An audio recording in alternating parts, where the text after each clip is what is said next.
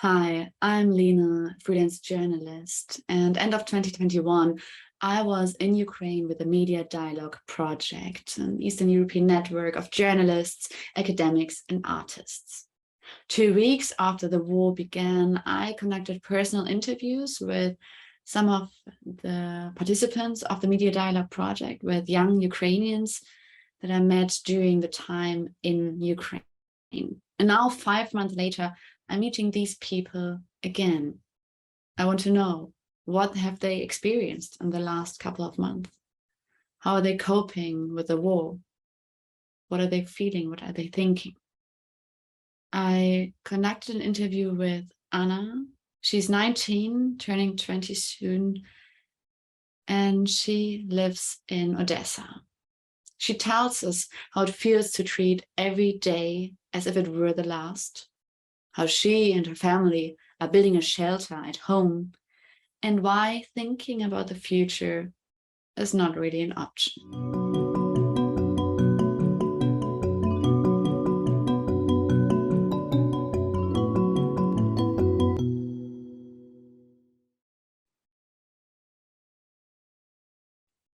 Hi, Anna. It's very good to see you. Me too. We've been in touch a lot via WhatsApp, but for everyone who wasn't in touch with you, maybe you can tell me a bit about the current situation in Odessa, just briefly. How is it at the moment? At the moment, situation in Odessa quiet. It's more good. Yeah, actually, because we returned at our home, at our flat in the center of Odessa, and now we live here about 3 months or more, I think. And actually, I'm very happy that now I'm here. I'm at home, and I think I feel myself very freedom, really, because I love Ukraine so much. I love my city, I love my flat, and now I'm happy that I'm here actually. And the situation is, I can't say that the situation is okay. It's not true. Situation isn't okay, but now we live in Odessa, not like always, but we try to live like always. You told me once that when there's an alarm going off, you seek protection in a shelter at home, like you build a shelter yourself at home. How does it work? It's actually it's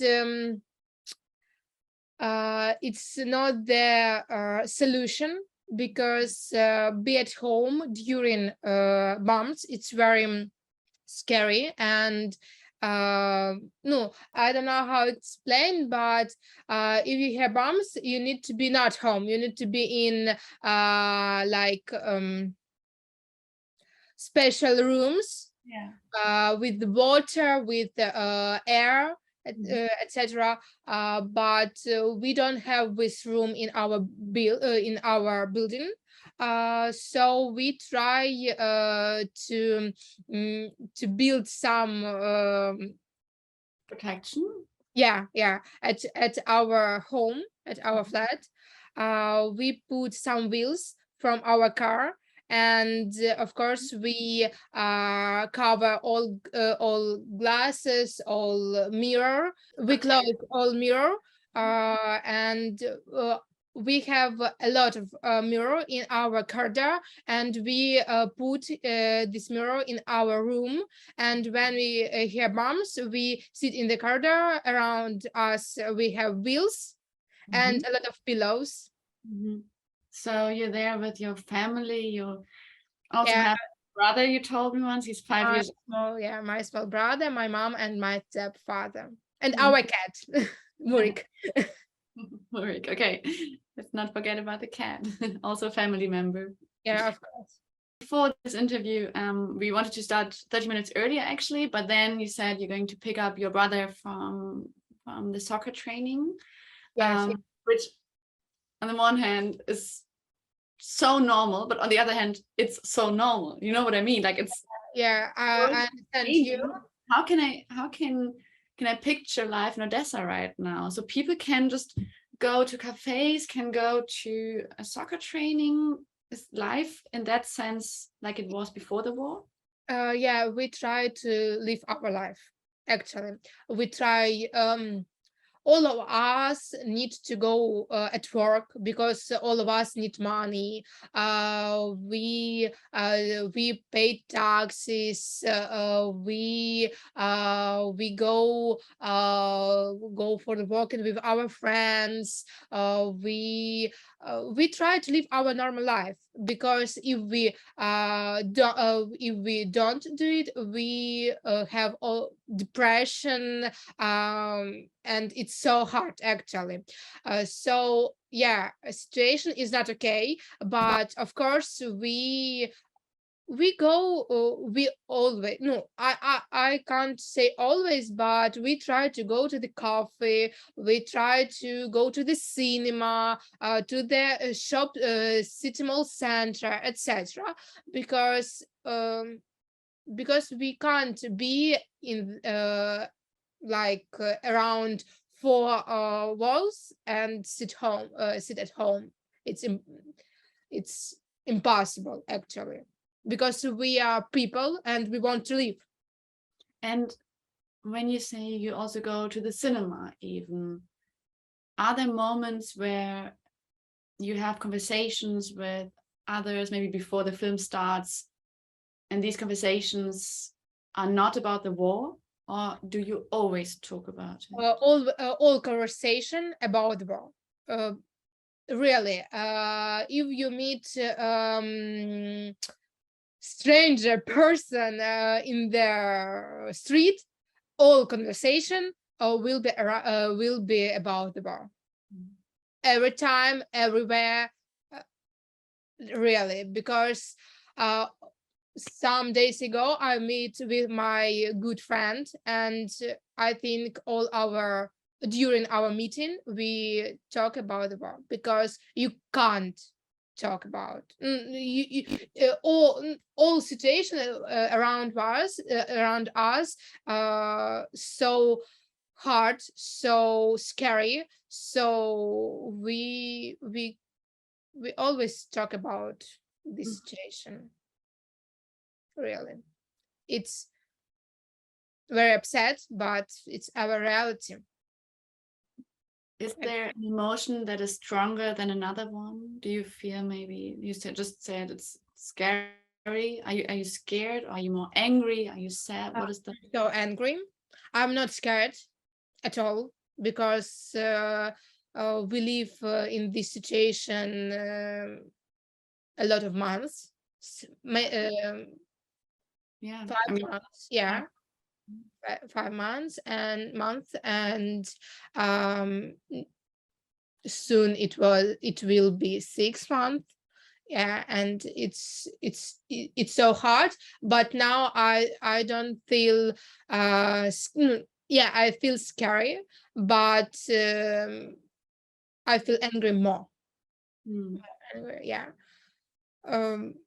Because I want to live, I want to feel happy, I want to travel, I want to be happy, but we can't do it actually. One of our conversations we had, a private conversation between us, was about tattoos, because you have tattoos and I don't, so I was interested. And you said that you would even have now like a Ukrainian tattoo somehow. I want to have. I don't have, but I want to have a patriotic one tattoo. Yeah, of course. And this is for me like a sign that maybe the war made you, maybe many other people, even more proud of your country, and that you are willing to fight for it even more than ever. So would you say this is true, that the war made you feel more Ukrainian? Yeah, actually, yeah. Because before the war, I don't okay, I can't say that I like Russia, but I don't feel anger to Russia. But then the war start. I understand that it's a really terroristic state, and I feel more Ukrainian I don't know how to say. Yeah, I have a more stronger Ukrainian position now than before the war. Actually, really, I don't. I forgot this word. Okay, so really, I'm proud of my country now more than before.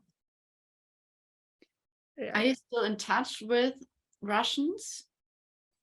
I don't contact these people from Russia. I have a sister who now in Moscow with her husband, and we don't speak, we don't talk because I don't want. She choose to live there, and I don't want to speak with her really because I don't feel love to this country. I don't feel love to these people. I hate them, really hate them, and uh, despite that he is my sister, Mhm. I don't want to speak with her. And with my friends who my friend who from Ukraine, from Odessa, now he studies in Moscow, and I don't speak with him, and I don't want. Mhm. And does your sister know about the situation, what's really going on in Ukraine? Yeah, she knows, but it doesn't interest for she, because actually during these 5 months she don't write me anymore anytime, really. Uh, I thought that she wrote me and asked me like, hey, how are you, how the situation, but she didn't do it. Done it because they are like zombie who sit near TV and watch propaganda. So How's it for your parents that one of their child? no, it's not my Yeah, not your birth sister. yeah.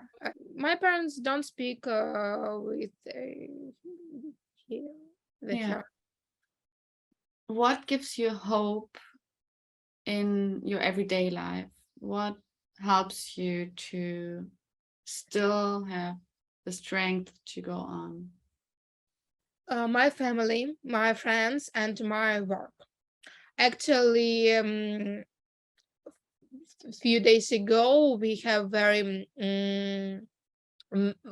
hard moral situation because our grandfather died, and it was very hard for us. So we try to be near each other. So he died because he was old, or because Old, yeah. And it was very hard for us because it's happened very like, yeah, it was very hard. And these days, a few days ago, I tried to work a lot because when I work, I don't think really, and I try to find a lot and more and more and more work, more projects in Odessa, in Kiev, and work all days, and it helped me. Yeah, you're in the social media sector. What are you doing exactly? Yeah, social media manager. Now I work with a security company in Odessa, and a new very good cafe in Odessa, with a lot of desserts. and good coffee. Yeah, and I work with multivitamin brands in UK. When you look at time, I mean, the last interview we conducted is now, 4 or 5 months ago. Say that there's a pattern in the weeks that you see something like that weeks look the same, or is every week different? How would you describe the life? We adopt really, and our life now is more comfortable than it was 3, 4, 5 months ago, really, because we try to live. We try to live, continue live, and I don't want to say that it's comfortable for us. It's not true, but we try to build our life more comfortable during the war. Yeah. But situation in the city, like, I mean, we have a lot of barricade. Our road is like closed, a lot of road closed, and a lot of shops, malls, a lot of cafes closed because people can't pay taxes, can't pay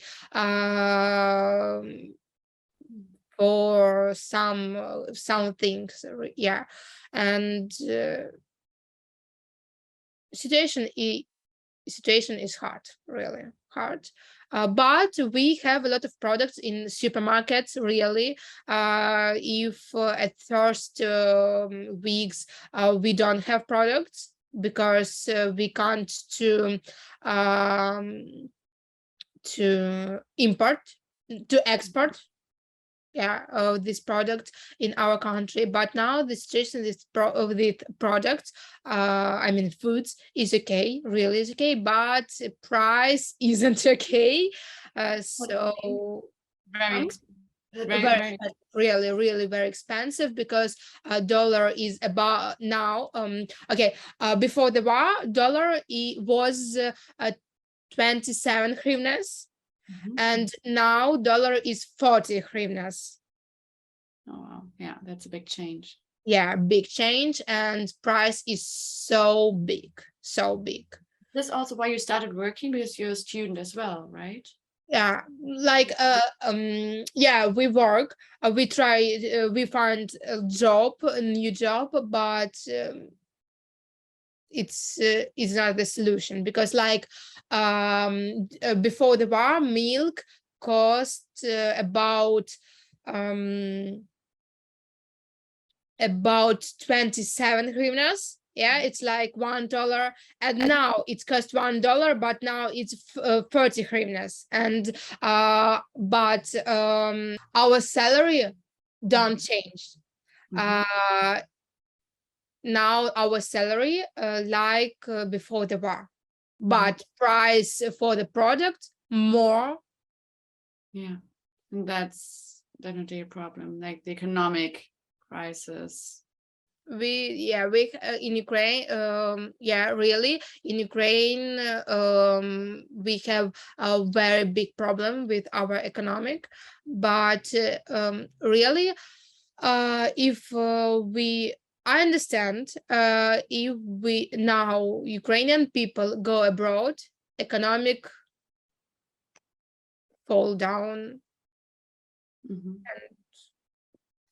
and really we must, I think that all Ukrainian must to stay, must not want, must be here now and try to continue live, try to work, try to buy product, because it's helps this process help to boost the economy of our country.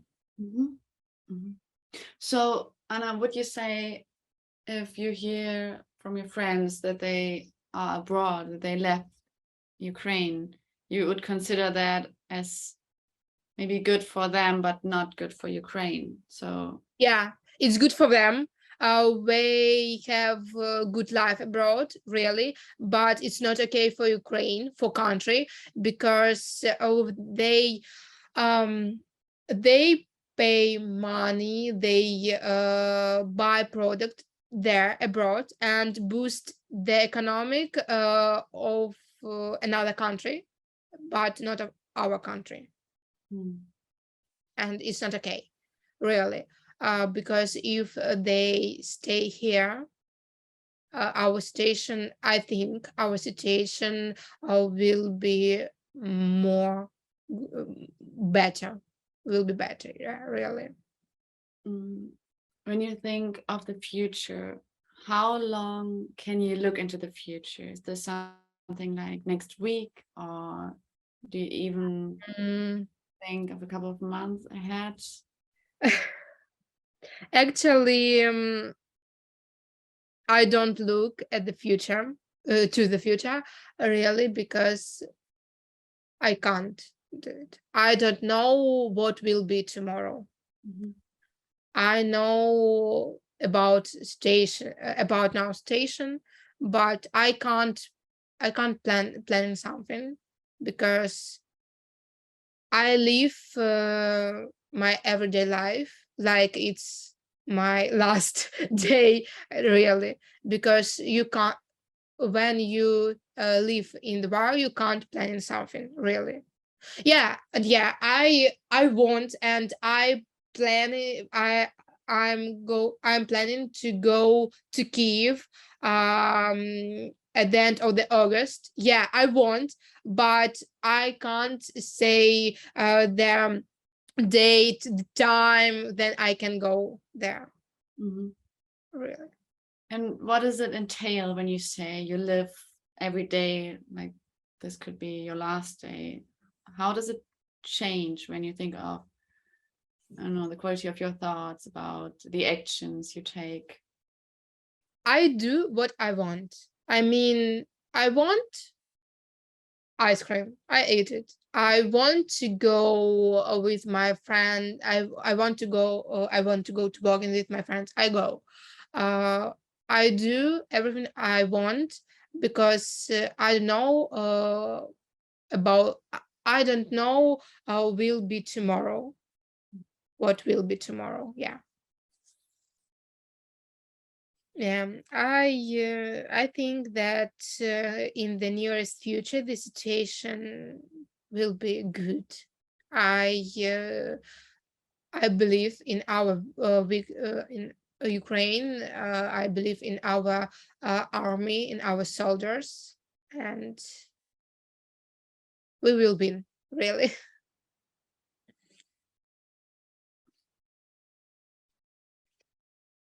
Thank you, Anna. Thank you.